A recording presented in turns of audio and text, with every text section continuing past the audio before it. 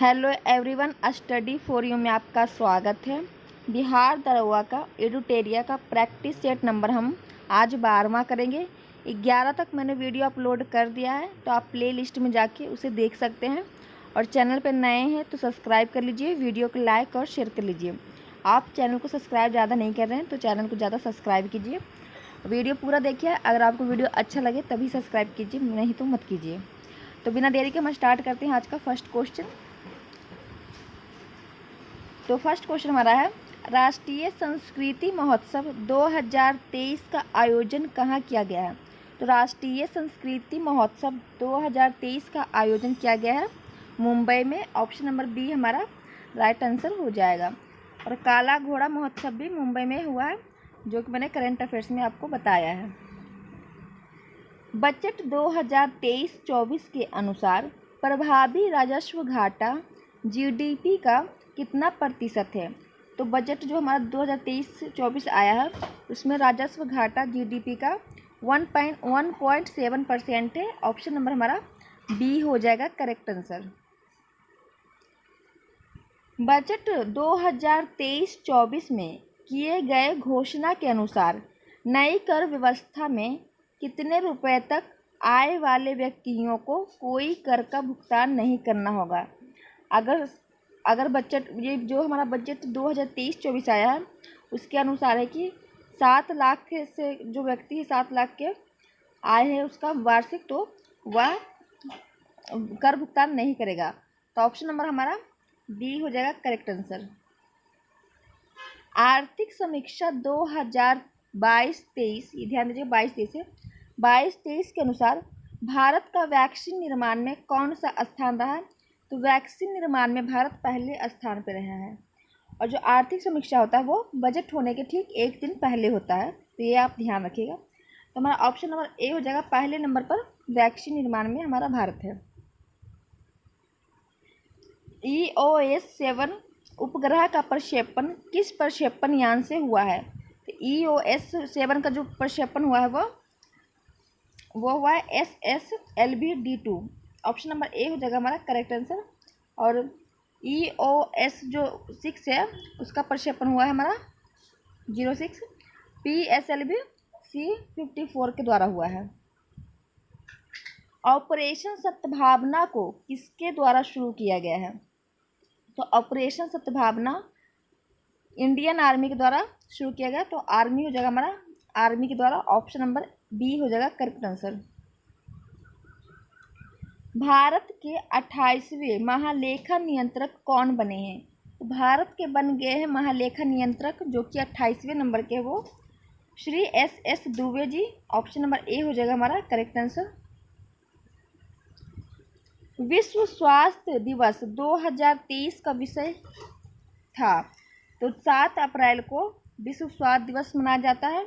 उसका थीम जो था health for all. Option number B health for all हो जाएगा हमारा राइट आंसर।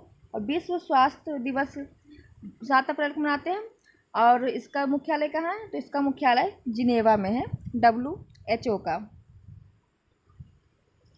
सरस्वती सम्मान 2022 से किसे सम्मानित किया गया है।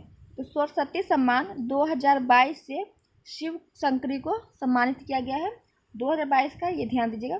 तो शिव शंकरी को ऑप्शन नंबर सी हो जाएगा हमारा करेक्ट आंसर। पुस्तक एज गुड माई वर्ल्ड के लेखक कौन है। तो एज गुड माई वर्ल्ड के लेखक है KM Chandrashekhar. Option number B हो जाएगा हमारा करेक्ट आंसर। किस संस्था द्वारा इंटरनेशनल क्लाइमेट क्लब को लॉन्च किया गया है। तो G7 के द्वारा इंटरनेशनल क्लाइमेट क्लब को लॉन्च किया गया है। ऑप्शन नंबर हमारा ए हो जाएगा करेक्ट आंसर। विश्व स्वास्थ्य संगठन, तो यही विश्व स्वास्थ्य संगठन है WHO। और इसका जो मुख्यालय है वो जिनेवा में है।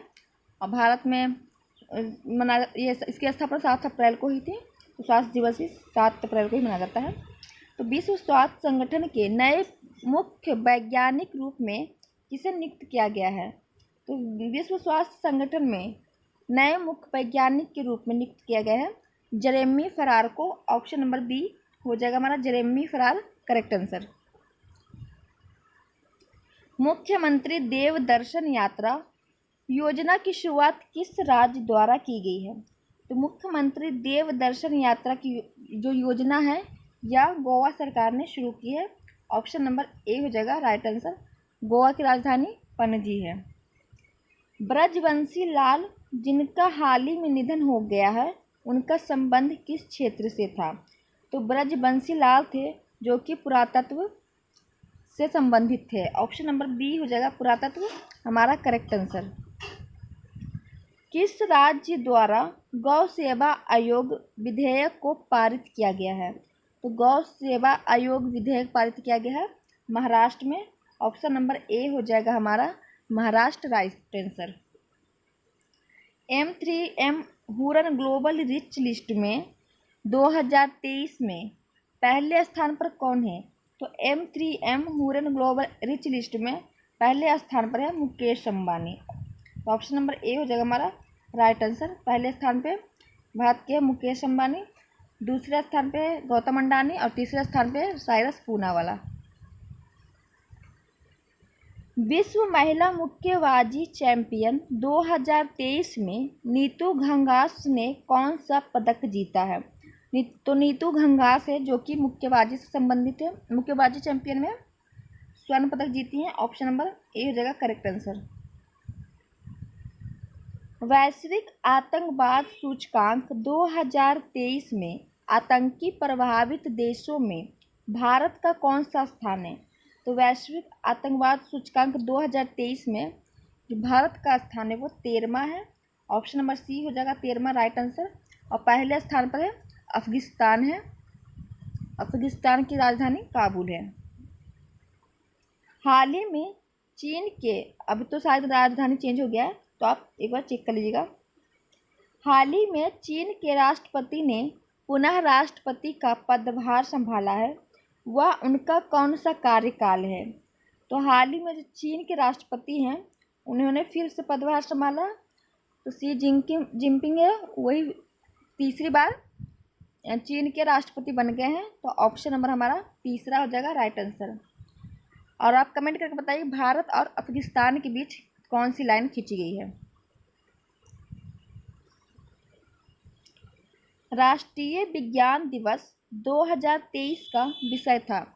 तो हर वर्ष 28 फरवरी को राष्ट्रीय विज्ञान दिवस मनाया जाता है और 2023 का जो थीम था वैश्विक कल्याण के लिए वैश्विक विज्ञान। ऑप्शन नंबर ए हमारा हो जाएगा करेक्ट आंसर। तो विश्व विज्ञान राष्ट्रीय विज्ञान दिवस कब मनाया जाता है? 28 फरवरी को मनाया जाता है। पहली बार वैश्विक स्तर पर विश्व आर्द्र भूमि दिवस कब मनाई गई थी? तो पहली वैश्विक स्तर पर विश्व आर्द्र भूमि 1997 में मनाई गई थी। ऑप्शन नंबर ए हो जाएगा राइट आंसर। और दो हम फरवरी को मनाते हैं आर्द्र भूमि दिवस। प्रधानमंत्री राष्ट्रीय बाल पुरस्कार 2023 से कितने बच्चों को पुरस्कृत किया गया है? तो प्रधानमंत्री राष्ट्रीय बाल पुरस्कार 2023 में 11 बच्चों को पुरस्कृत किया गया है। ऑप्शन नंबर सी हमारा 11 हो जाएगा राइट आंसर।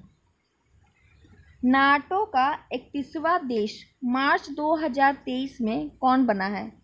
तो नाटो का 31वां देश बन गया है 2023 में मार्च के, वो बन गया फिनलैंड। ऑप्शन नंबर सी हमारा राइट आंसर हो जाएगा। और फिनलैंड वर्ल्ड हैप्पीनेस सूचकांक में फर्स्ट नंबर पे है, तो ये भी आप ध्यान रखिएगा।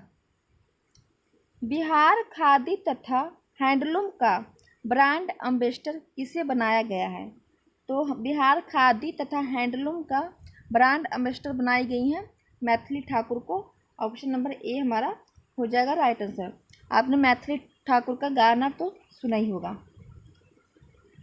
असोचम के नए अध्यक्ष कौन बने हैं? असोचम के नए अध्यक्ष बन गए हैं Ajay Singh. Option number A हो जाएगा हमारा राइट आंसर। और संतोष यादव NHAI के नेशनल हाईवे के बन गए प्रमुख। निम्नलिखित में से कौन सी धारा प्रशांत महासागर से संबंधित नहीं है। तो प्रशांत महासागर में जो संबंधित नहीं है वो हो जाएगा बेंगुआला। बेंगुआला जो है जो कि अटलांटिक महासागर में है। हम्बोल्ट, क्यूरोशियो और सुसीमा, यह तीनों प्रशांत महासागर की जलधाराएं हैं। क्योटो प्रोटोकॉल को लागू किया गया। तो क्योटो प्रोटोकॉल को 2005 में लागू किया गया है। ऑप्शन नंबर सी हो जाएगा हमारा राइट आंसर। सकाई जनजाति निवास करती है। सकाई जनजाति निवास करती है मलेशिया के वनों में। ऑप्शन नंबर ए हो जाएगा हमारा करेक्ट आंसर। खजूर उत्पादन में अग्रणी देश हैं। तो खजूर उत्पादन में सबसे आगे इराक है। ऑप्शन नंबर बी हो जाएगा इराक हमारा राइट आंसर। त्यानशान पर्वत स्थित है। तो आपको नाम से ही लग रहा होगा त्यानशान, तो यह चीन में स्थित है। ऑप्शन नंबर हमारा त्यानशान चीन हो जाएगा राइट आंसर। कामयांग बाघ रिजर्व स्थित है। तो कामयांग बाघ रिजर्व स्थित है अरुणाचल प्रदेश में। ऑप्शन नंबर हमारा सी हो जाएगा राइट आंसर। अगर आपको राष्ट्रीय उद्यान का अगर वीडियो चाहिए तो आप कमेंट करके बताइए, मैं उसका एक अच्छा सा वीडियो बना दूंगी जिसमें कि आपको अच्छे से याद भी हो जाएगा नेशनल पार्क का। तो आप कमेंट करके बताइएगा। और टाइगर रिजर्व का भी मैं वीडियो बना दूंगी, और भी मैं अपने नोट्स में, मेरे पास कॉपी है उसमें नोट्स है, उसमें आपको बता दूंगी। विश्व का व्यस्तम आंतरिक जलमार्ग है। तो यह क्वेश्चन बिहार दरोगा में पिछले ईयर पूछा गया है, तो आप यह ध्यान दीजिएगा, पीटी का क्वेश्चन पूछा हुआ है। तो विश्व का व्यस्तम आंतरिक जलमार्ग है सेंट लॉरेंस जलमार्ग, सेंट लॉरेंस नदी जलमार्ग। ऑप्शन नंबर ए हमारा करेक्ट आंसर हो जाएगा। कॉफ़ी पोर्ट के नाम से जाना जाता है। तो कॉफ़ी बंदरगाह के नाम से जाना जाता है सेंटोस को। ऑप्शन नंबर बी सेंटोस हो जाएगा हमारा राइट आंसर। और यह ब्राज़ील में एक द्वीप है। सेंटोस को ब्राज़ील का एक द्वीप है। इसमें हमारा साउथ अफ्रीका में ब्राज़ील। ऑप्शन नंबर बी हो जाएगा हमारा करेक्ट आंसर। भारत छोड़ो आंदोलन का प्रस्ताव किसने पेश किया था। तो जो भारत छोड़ो आंदोलन का प्रस्ताव है वह जवाहरलाल नेहरू ने पेश किया था। तो ऑप्शन नंबर ए हो जाएगा हमारा राइट आंसर। यह प्रस्ताव पेश किसने किया था। भारत छोड़ो आंदोलन से संबंधित है, महात्मा गांधी ने किया था। और यह भारत छोड़ो आंदोलन कब हुआ था। तो 1942 में भारत छोड़ो आंदोलन हुआ था और इसका प्रस्ताव जवाहरलाल नेहरू ने पेश किया था।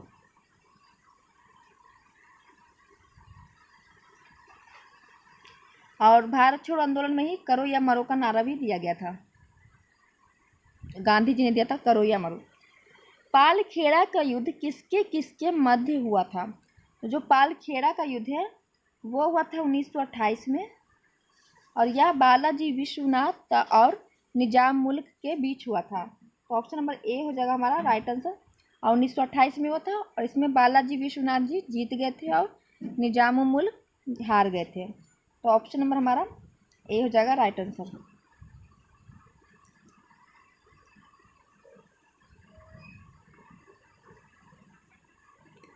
इलवर्ट बिल विवाद और खेड़ा युद्ध एक हुआ था। तो खेड़ा युद्ध कब हुआ था,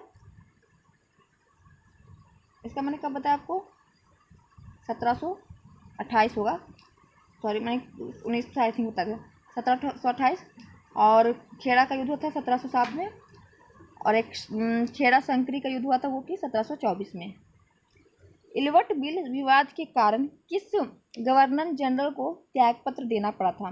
तो इलवर्ट बिल विवाद के कारण लॉर्ड रिपन को त्यागपत्र देना पड़ा था। ऑप्शन नंबर डी हो जाएगा हमारा राइट आंसर। स्थानीय स्वशासन के जनक भी लॉर्ड रिपन को माना जाता है, और इलवर्ट बिल इन्होंने ही लाया था जिसमें कि भारतीयों को कोर्ट में भारतीय भी जज बन सके।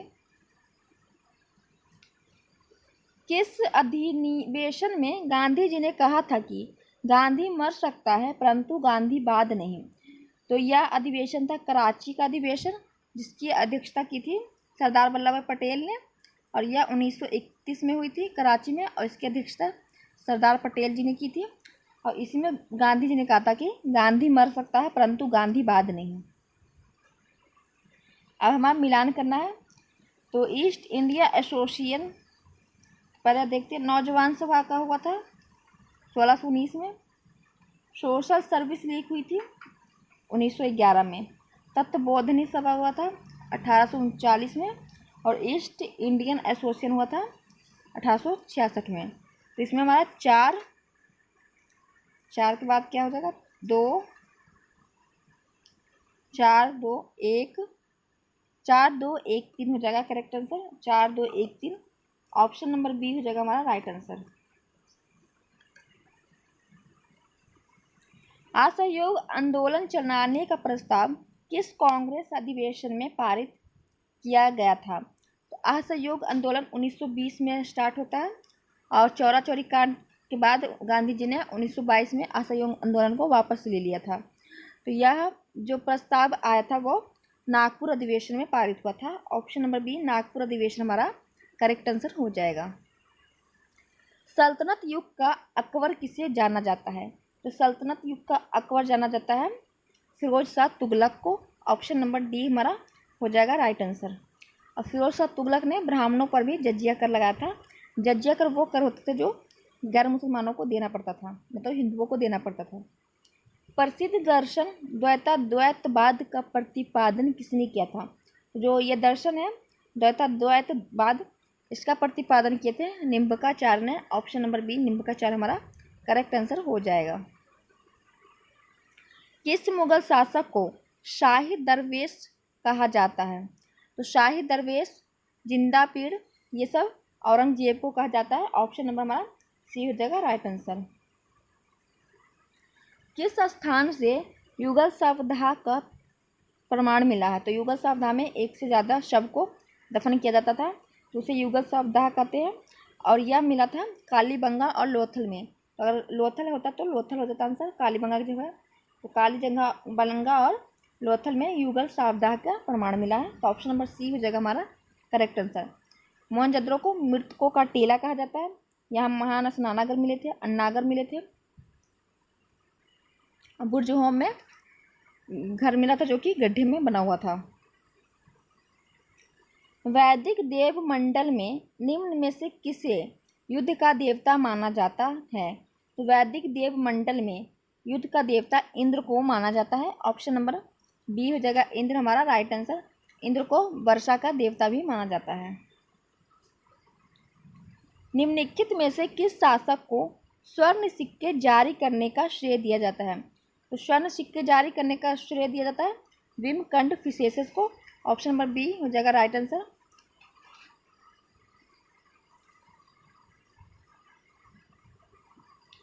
भारतीय संविधान के प्रस्तावना में शामिल समानता, स्वतंत्रता और बाध्यता के आदर्श की प्रेरणा संबंधित है। जो भारतीय संविधान की प्रस्तावना में शामिल है समानता, स्वतंत्रता और बाध्यता, तो यह आदर्श संबंधित किससे है? तो यह है हमारे फ्रांस की क्रांति से। ऑप्शन नंबर बी हो जाएगा राइट आंसर।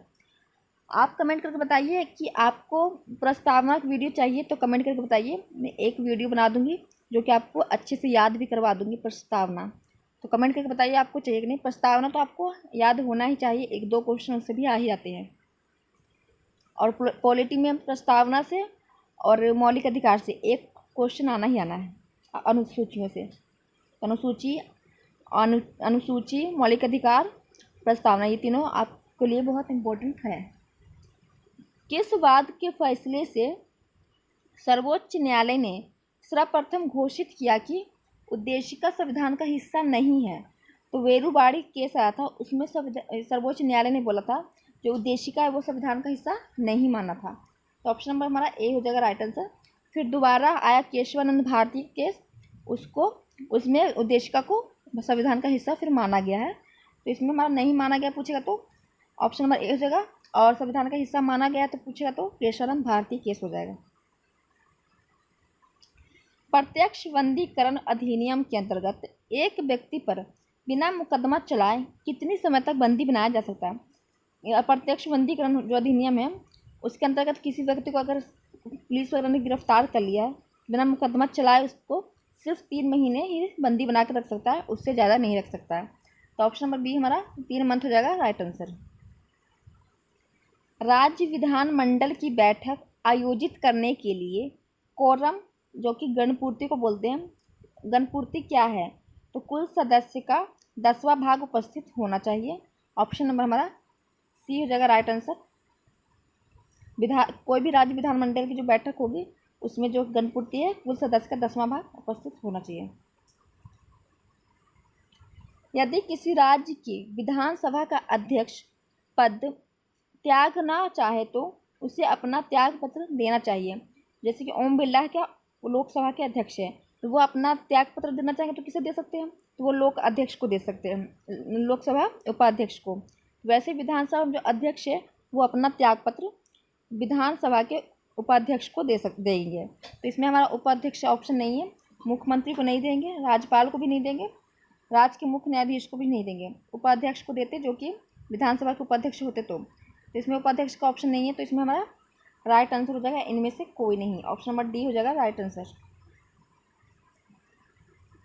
राज्यपाल अपना त्याग पत्र किसको देता है, कमेंट करके बताइए। और राज्यपाल की नियुक्ति कौन करता है? दोनों सेम है, तो आप कमेंट करके बताइए। कार्यकारी न्यायाधीशों की नियुक्ति की जाती है, तो कार्यकारी जो न्यायाधीश की नियुक्ति होता है वो उच्च न्यायालय द्वारा होता है। ऑप्शन नंबर ए उच्च न्यायालय हमारा राइट आंसर हो जाएगा। वे विषय जिन पर केंद्र व राज्य सरकारें दोनों कानून बना सकती हैं उल्लेखित है। तो हम 4 सूचियाँ बनाई गई है अनुसूची 7 में, इसमें 4 सूची बनाई गई है। एक तो है संघ सूची, दूसरा है राज्य सूची, तीसरा संवर्धित सूची और अपशिष्ट सूची। 4 सूचियाँ। तो संघ सूची में केंद्र सरकार बनाएगी कानून, राज्य सूची में राज्य सरकार कानून बनाएगी, समवर्ती सूची में दोनों मिलकर बना सकती है, और अपशिष्ट सूची में जिसके बारे में नहीं दिया है संविधान में उसमें केंद्र सरकार बनाएगी, सेंट्रल गवर्नमेंट बनाएगी कानून। तो इसमें कह रहा है कि राज्य और केंद्र दोनों किस सूची में बना सकते हैं? तो समवर्ती सूची में केंद्र और राज्य दोनों कानून बना सकते हैं। ऑप्शन नंबर सी हो जाएगा राइट आंसर। और संघ सूची में सेंट्रल गवर्नमेंट बनाएगा, मतलब कि केंद्र सरकार, और राज्य सूची में राज्य सरकार बनाएगी। और अपशिष्ट सूची जो हो गया बचा हुआ पावर वो सेंट्रल गवर्नमेंट, मतलब कि केंद्र सरकार। निम्नलिखित में से कौन सा सुमेलित सही नहीं है? मतलब इसमें गलत पूछ रहा है तो सही नहीं है बताना है। तो आइए देखते हैं। अंतर्राज्यीय परिषद 1990, ये हमारा सही है। अंतर्राज्यीय जो परिषद है इसकी स्थापना 1990 में हुई थी, ये संस्था का नाम है। राष्ट्रीय विकास परिषद या 1952 में स्थापना हुई, ये भी हमारा सही है। राष्ट्रीय मानव अधिकार आयोग, ये भी 1993 में हुआ है, ये भी हमारा सही है। और राष्ट्रीय मानव अधिकार दिवस कब मनाया जाता है? तो 10 दिसंबर को मनाया जाता है।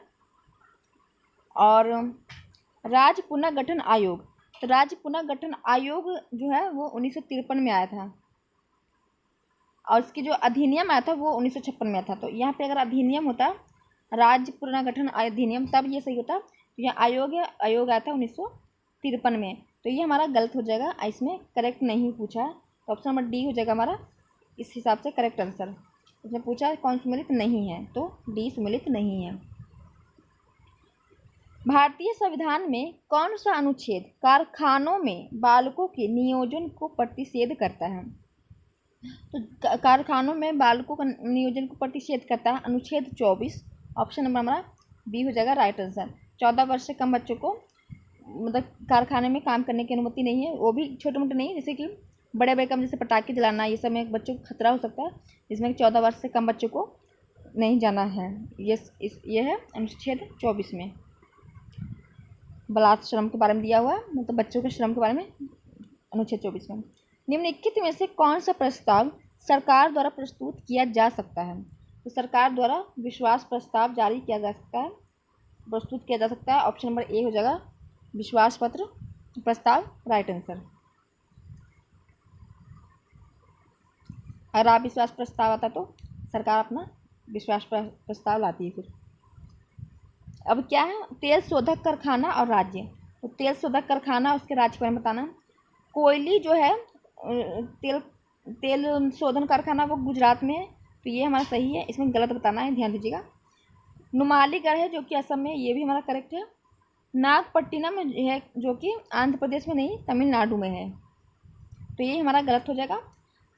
टाटीपाका है आंध्र प्रदेश में, ये सही है। तो हमारा इसमें गलत हुआ है, ऑप्शन नंबर सी हो जाएगा करेक्ट आंसर। नागपट्टिनम आंध्र प्रदेश में नहीं तमिलनाडु में है, इसमें कौन सुमेलित नहीं पूछा है। टडोवा नेशनल पार्क उद्यान किस राज्य में स्थित है? तो टडोवा नेशनल पार्क महाराष्ट्र में उपस्थित है, मतलब कि स्थित है। ऑप्शन नंबर सी हो जाएगा राइट आंसर। नेशनल पार्क से देखिए 1-2 क्वेश्चन आता ही है, तो आप कमेंट करके बताएं अगर आपको चाहिए, मैं उसका एक वीडियो बना के आपको नेशनल पार्क का दे दूंगी। रॉबर्ट भाटा परमाणु विद्युत गृह किस राज्य में स्थित है? तो रॉबर्ट भाटा परमाणु विद्युत गृह राजस्थान में स्थित है। ऑप्शन नंबर बी राजस्थान हमारा करेक्ट आंसर हो जाएगा। निम्नलिखित में से ग्रेनाइट सिटी के रूप में किस देश को जाना जाता है? तो ग्रेनाइट सिटी को स्कॉटलैंड का शहर है एवरडीन, इसको ग्रेनाइट सिटी के रूप में जाना जाता है। ऑप्शन नंबर बी एवरडीन हो जाएगा राइट आंसर, जो कि स्कॉटलैंड में है।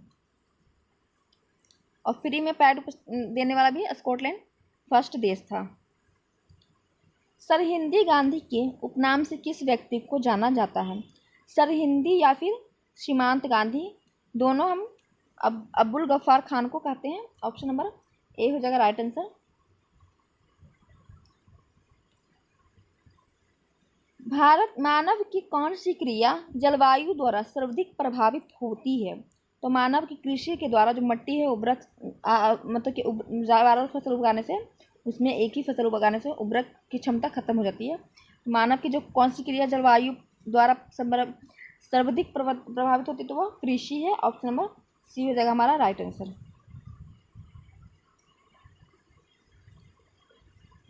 निम्नलिखित में से कौन सा घटक जलवायु परिवर्तन का मुख्य कारण है? तो जलवायु परिवर्तन का मुख्य कारण कौन सा होगा? प्रदूषण, ओजोन क्षरण, मतलब कि ओजोन जो उसकी जो मोटाई वो घट रही है, ग्रीन हाउस, तो यह सभी क्या है जलवायु परिवर्तन के प्रमुख घटक है। तो ऑप्शन नंबर डी हो जाएगा सभी।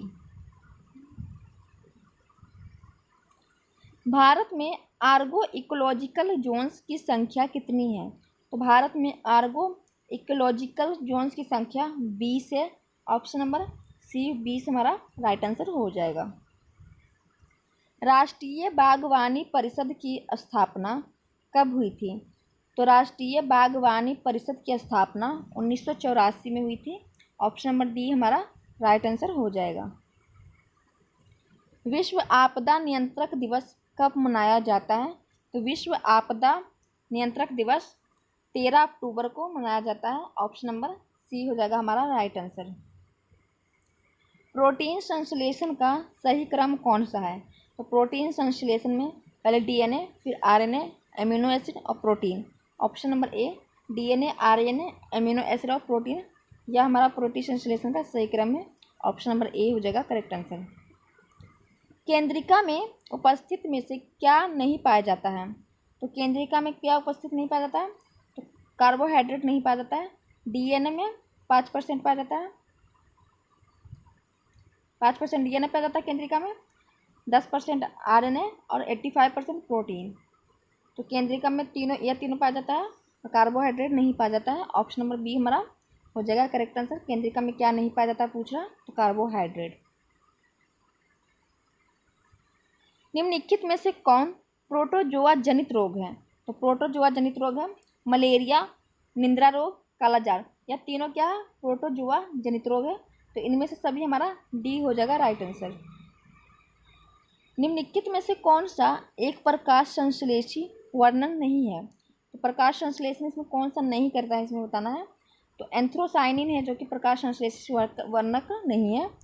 पढ़ना है तो क्लोरोफिल जो कि आपको पता पेड़ों में होता है प्रकाश संश्लेषण, फाइकोबिलिन और कैरोटीनाइट, यह सभी क्या है प्रकाश संश्लेषी वर्णक है, लेकिन एंथ्रोसाइनिन या प्रकाश संश्लेषी वर्णक नहीं है।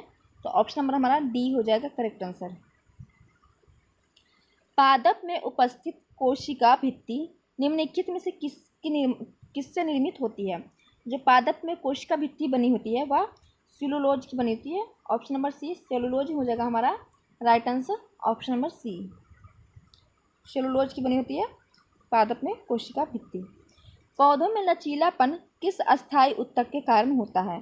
जो पौधों में लचीलापन होता है वो क्लेरने कोलेकाइमा के कारण होता है। ऑप्शन नंबर बी, कोलेकाइमा हमारा right answer option number B हो जाएगा। वनस्पति जगत का सबसे बड़ा समूह है, तो वनस्पति जगत का सबसे बड़ा समूह है थाइलोफाइट। ऑप्शन नंबर ए हो जाएगा राइट आंसर। साइंस का भी क्लास में ले रही हूँ, उसमें धीरे धीरे ये सब भी पढ़ने को आएगा। जीवन चक्र की दृष्टि से पौधे का सबसे महत्वपूर्ण भाग है, तो जीवन चक्र की दृष्टि से पौधे का सबसे महत्वपूर्ण भाग पुष्प हो जाएगा। ऑप्शन नंबर सी हमारा करेक्ट आंसर हो जाएगा। अब फिर से हमें मिलान करना है। तो उड़ने वाली मछली, तो उड़ने वाली मछली कौन है? एक्सोसीटस। तो एक हमारा 1 का 4। वृक्ष पर चढ़ने वाला मेढक कौन है? तो वृक्ष पर चढ़ने वाला मेढक है हाइला। 4 3। उड़ने वाली छिपकली ड्रैको है, तो 2। और उड़ने वाले स्तनधारी तो चमगादड़ है 1। 4 3 2 1 हमारा हो जाएगा राइट आंसर। 4 3 2 1 ऑप्शन नंबर ए में राइट आंसर है। प्रकाश के अपवर्तन की क्रिया में क्या नहीं बदलता है? तो प्रकाश के अपवर्तन की क्रिया में आवृत्ति नहीं बदलती है। ऑप्शन नंबर सी, प्रकाश की आवृत्ति हमारा राइट आंसर हो जाएगा। क्या नहीं बदलता है ये ध्यान दीजिएगा। जल का त्रिक बिंदु ताप किस तापमान पर होता है? तो त्रिक बिंदु क्या होता है? जिसमें ठोस, द्रव, गैस तीनों हो, उस बिंदु को हम त्रिक बिंदु कहते हैं। त्रिक माने 3, तो गैस, ठोस और दाब, तो यह तीनों त्रिक बिंदु होता है। जो जल का त्रिक बिंदु ताप किस तापमान पर होता है? तो 0 डिग्री सेल्सियस पे। ऑप्शन नंबर ए हो जाएगा हमारा करेक्ट आंसर। दूरदृष्टि दोष में प्रतिबिंब निम्नलिखित में से कहाँ पर बनता है? तो दूरदृष्टि दोष में हमने कल या परसों की वीडियो में देखा है कि निकट दृष्टि दोष में जो प्रतिबिंब कहाँ बनता है? तो वो रेटिना के आगे बनता है। लेकिन दूरदृष्टि दोष में जो प्रतिबिंब बनेगा वो रेटिना के पीछे बनेगा। ऑप्शन नंबर हमारा सी हो जाएगा राइट आंसर। और इसमें दूरदृष्टि जो दोष हुआ उसमें दूर की वस्तुएं इंसान को दिखेगा। जो दृष्टि दोष से ग्रसित है वही उसे दिखेगा। जैसे दूर दृष्टि दोष है तो उसे दूर की वस्तुएं दिखाई देगी, नज़दीक की नहीं। निकट दृष्टि दोष में निकट की वस्तुएं से दिखाई देगी लेकिन दूर की नहीं। और दूर दृष्टि दोष के लिए अवतल लेंस का प्रयोग होता है, और निकट दृष्टि दोष के लिए अवतल का, और दूर दृष्टि के लिए उत्तल का। अवतल मैंने बोल दिया था, उत्तल का होगा उत्तल, और निकट दृष्टि दोष के लिए अवतल का। निम्न में से किस भौतिक राशियों को व्यक्त करने के लिए केवल परिमाण की आवश्यकता होती है? तो विद्युत धारा की जो राशि है उसको व्यक्त करने के लिए केवल परिमाण की आवश्यकता होती है। ऑप्शन नंबर हमारा सी हो जाएगा विद्युत धारा करेक्ट आंसर। निम्नलिखित में से कोणीय वेग की बीमा है? तो निम्नलिखित में से कौन सा कोणीय वेग की बीमा है? तो m degree l degree l-1। Option number A हो जाएगा हमारा राइट आंसर।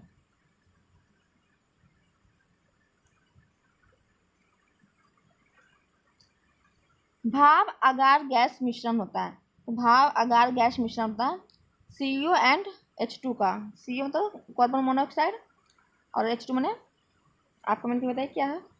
विद्युत ऊर्जा को ध्वनि ऊर्जा में रूपांतरित करने वाला उपकरण निम्नलिखित में से कौन है? तो विद्युत ऊर्जा जो है उसको ध्वनि ऊर्जा में क्या बदलता है? तो आप देखते होंगे लाउड स्पीकर जो कि विद्युत ऊर्जा होता है लेकिन उसको ध्वनि ऊर्जा में रूपांतरण करने का उपकरण है। तो लाउड स्पीकर हो जाएगा हमारा एक करेक्ट आंसर। विद्युत ऊर्जा को ध्वनि ऊर्जा में रूपांतरण करने वाला उपकरण है लाउड स्पीकर। निम्नलिखित में से कौन सा कथन सत्य है? तो सही बताना है हमें, सत्य पूछ रहा है। तो पृथ्वी के ध्रुव पर जी का मान न्यूनतम होता नहीं। जो पृथ्वी का ध्रुव है उस पर ग्रेविटी मतलब कि गुरुत्वाकर्षण बल जो सबसे ज़्यादा होगा और आदमी का वजन भी वहाँ पे सबसे मतलब कि ज़्यादा बढ़ जाएगा। तो ध्रुव पर जो जी का मान है वो ज़्यादा होता है। विषुवत रेखा पर जी का मान महत्तम होता मतलब ज़्यादा होता नहीं, ध्रुव पर ज़्यादा होता है और विषुवत रेखा पे कम होता है। अगर ध्रुव से आप जैसे जैसे विषुवत रेखा पे आएंगे तो आपका गुरुत्वाकर्षण बल जो है वो ग्रेविटी जो है कम होता जाएगा। पृथ्वी के घूर्णन गति घटने पर जी का मान बढ़ता है। हाँ, और पृथ्वी घूर्णन जो उनकी गति है वो घटने लगेगी तो जो जी का मान है वो बढ़ जाएगा। जैसे कि कोई भी एकदम तेज धूम आएगा तो उसका जी का मान क्या होगा, कम रहेगा। लेकिन उसे धीरे धीरे घुमाइएगा तो क्या होगा, वो बढ़ेगा। तो जो पृथ्वी है वो घूर्णन करती है, तो उसका घूर्णन अगर हम कम कर देंगे तो जो जी का मान है क्या होगा, बढ़ेगा। तो ऑप्शन नंबर हमारा सी हो जाएगा, इसमें करेक्ट आंसर सी सत्य है, बाकी दोनों ये उल्टा है। घुलनशील नमक मिलाने पर जल के पृष्ठ तनाव पर क्या प्रभाव पड़ता है।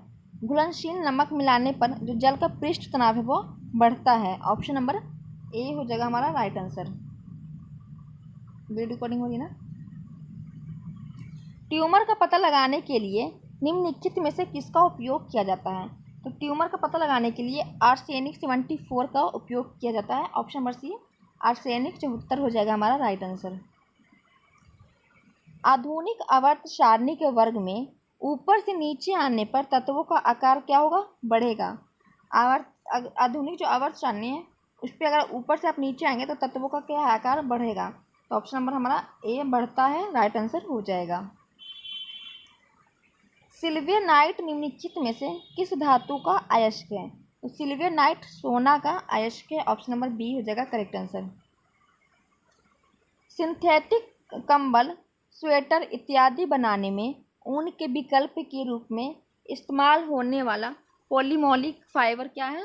पॉलीमोलिक फाइबर जो ऊन और सिंथेटिक कंबल में होता है वो ओरलोन है। Option number B Orlon right answer हो जाएगा। ट्रांसफार्मर एक उपकरण है। तो ट्रांसफार्मर एक ऐसा उपकरण है जिसमें वोल्टेज हम बढ़ा सकते हैं और कम कर सकते हैं। तो इसमें हमारा दोनों हो जाएगा, 1 और 2 वोल्टेज बढ़ा और कम कर सकते हैं। विद्युत पावर बढ़ाता ये नहीं है, ऐसा कुछ करंट और वोल्टेज को मापता ये भी नहीं है। तो 1 और 2 हमारा करेक्ट आंसर हो जाएगा। निम्नलिखित में से कौन सा एक रेडियो एक्टिव तत्व नहीं है। तो रेडियो एक्टिव में प्लूटोनियम, यूरेनियम, थोरियम आता है।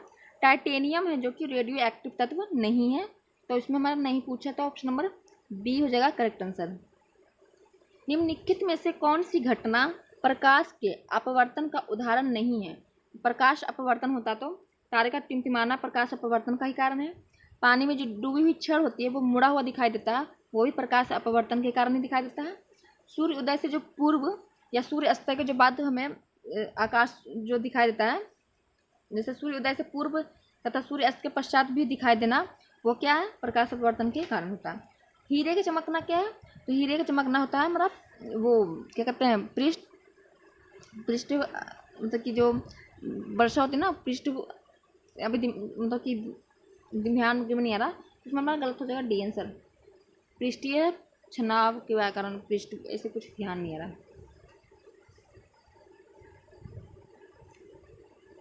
सकल राष्ट्रीय उत्पाद जीएनपी में निम्नलिखित में से पृष्ठभूमि तनाव। सकल राष्ट्रीय उत्पाद जीएनपी में निम्नलिखित में से किसको शामिल नहीं किया जाता। जो जीएनपी है उसमें निजी प्रेषण, बाह्य ऋणों पर ब्याज की प्राप्ति और बाह्य अनुदान, ये सभी पर जीएनएम शामिल होता है। लेकिन जो विदेशी निवेशियों की आय है उसको हम जीएनएम में शामिल नहीं करते हैं। तो ऑप्शन नंबर हमारा डी हो जाएगा राइट आंसर। जो भारत के अंदर के सामान जितने भी उत्पादन होते हैं और पैसे वगैरह होते हैं सब जीएनएम में सम्मिलित होता है, लेकिन विदेशी निवासियों की जो आय है वो सम्मिलित नहीं होता है बाहरी चीज़ का। तो ऑप्शन नंबर डी हो जाएगा करेक्ट आंसर। अगर किसी देश का भुगतान संतुलन विपरीत हो गया हो तो उसे किस संस्था में मदद लेनी पड़ेगी। और किसी देश का जो भुगतान संतुलन विपरीत हो गया हो तो उसे अंतर्राष्ट्रीय मुद्रा कोष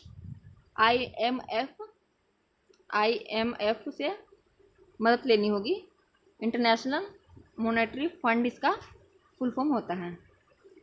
जब पैसे की आपूर्ति बढ़ जाती है और पैसे की मांग कम हो जाती है तो यह होगा। जब पैसे की आपूर्ति बढ़ जाती है, जैसे आपके पास बहुत सारा पैसा हो गया और आपको पैसे की ज़रूरत नहीं है, तो उसमें क्या कीमत स्तर पर गिरावट आएगी, नहीं, लोग महंगा सामान कर देगा, तो ये तुम्हारा गलत हो जाएगा। ब्याज की दर में कम हो जाएगा। हाँ, अगर आपके पास पैसा ही है, आपको पैसे की जरूरत नहीं है, तो सरकार बैंक आपको कम ब्याज देगी ताकि आप पैसे उससे ले सकते हैं। तो यही हमारा राइट आंसर हो जाएगा। ब्याज दर अगर वृद्धि कर देगी तो आपके पास पैसे तो है ही और आपको पैसे की जरूरत भी नहीं है, तो आप ब्याज लेंगे नहीं लेंगे, इसलिए वो वृद्धि नहीं करेगी। मांग के स्तर पर गिरावट नहीं, अगर आपके पास ज़्यादा पैसे हैं तो आप कोई भी सामान ज़्यादा खरीद के लाएंगे या मांग भी बढ़ेगी।